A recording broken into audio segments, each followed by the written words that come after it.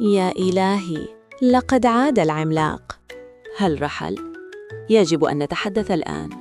البشر لا يفهمونني، تارة يضعونني في السلطة وتارة يهرسونني في الصلصة. أنا يقطعونني إلى مكعبات صغيرة. هل تعرفون مدى إهانة ذلك لذكائي؟ احمدوا ربكم، أنا يسلخون جلدي وهي حية ليصنعوا مني أصابع مقلية. تخيلوا، سكين حادة تقترب من أعناقنا. وهذا الوحش إنه يلتهم جلودنا ببرود. أنا لا أريد أن أصبح مكعبات في طبق سلطة. أنتم تشتكون؟ الأطفال يهربون مني كأن بي سم قاتل.